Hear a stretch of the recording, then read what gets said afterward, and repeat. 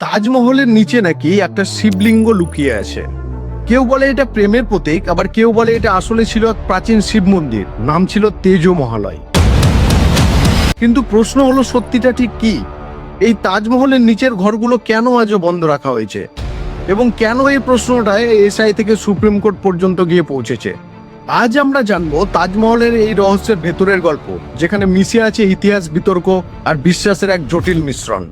1950 সালের আগে পর্যন্ত কেউ তাজমহল নিয়ে প্রশ্নই তোলেনি। সবাই জানতো এই সমাধিটা শাহজাহান তার প্রিয় স্ত্রী মুমতাজ মহলের স্মৃতিতে বানিয়েছিলেন। কিন্তু তারপর এক বই এলো, নাম তাজমহল দ্য ট্রু স্টোরি, লেখক PNOK, আর সেখান থেকেই শুরু হলো এক নতুন বিতর্ক। Taj Mahal is not a symbol of love. It's a symbol of atrocity, symbol of genocide. अरे तो क्या करें? ওকে সাহেব দাবি করেন তাজমহল কোনো সমাধি নয়, বরং এক হিন্দু মন্দির যেটা শাহজাহান দখল করে নিয়েছিলেন। তিনি লেখেন তাজমহলের গম্বুজের উপরে যে কলস ও ত্রিশূল আছে সেটা আসলে শিবের প্রতীক, আর সেই বন্ধ ঘরগুলোর ভিতরে নাকি আছে শিবলিঙ্গ আর প্রাচীন দেবদেবীর মূর্তি। কিন্তু এখানেই প্রশ্ন, প্রমাণ কোথায়? वाकई ताजमहल शाहजहां ने बनवाया था। ওকে সাহেবের লেখায় কোনো সরকারি বা প্রত্নতাত্ত্বিক তথ্য পাওয়া যায় না, তবুও তার কথাগুলো ছড়িয়ে পড়ে ঠিক আগুনের মতন।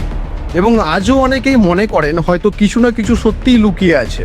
এখন একটু ফিরে যাই ইতিহাসে। সালটা 1631।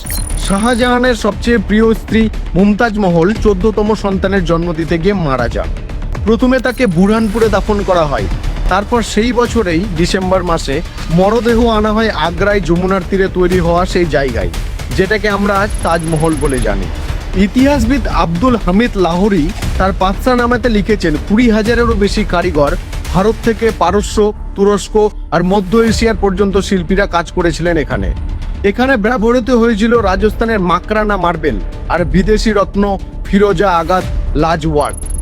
ফরাসি ট্রাভেলার ট্রাভার্নিয়ার লিখেছিলেন, আমি জীবনে এমন সুন্দর স্থাপত্য কখনো দেখিনি।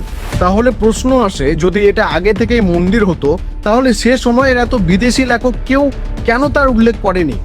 এখন আসে সেই রহস্যময় ঘরগুলোর কথাই, যেগুলো নিয়ে আজও সোশ্যাল মিডিয়ায় হাজারো পোস্ট ঘুরে বেড়ায়। হ্যাঁ, তাজমহলের নিচে কিছু ঘর আছে যেগুলোকে বলে তাহখানা।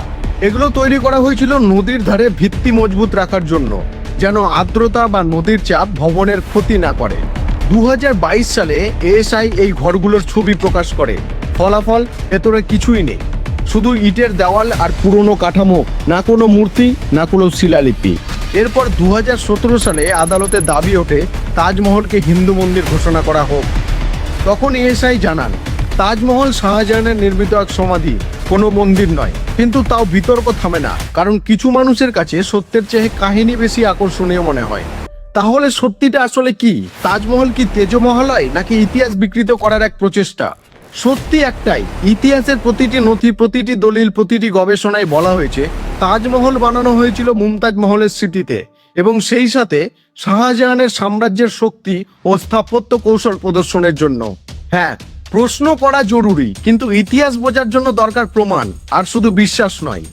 তাহলে তোমার মতে কি, তাজমহলকে সত্যি এক লুকোনো মন্দিরের ছদ্মবেশ, না এটা প্রেমের প্রতীকের ইতিহাস? কমেন্টে জানাও তোমার মতামত। আর যদি চাও, আমি পরের ভিডিওতে তুলে আনবো নতুন movie the Taj Mahal the hidden truth, এর প্রতিটি দাবি আর তার আসলের ইতিহাসের সত্য। কারণ নিজের ইতিহাস নিজেরা জানলে আমরা নিজেদেরকেই চিনতে পারবো না।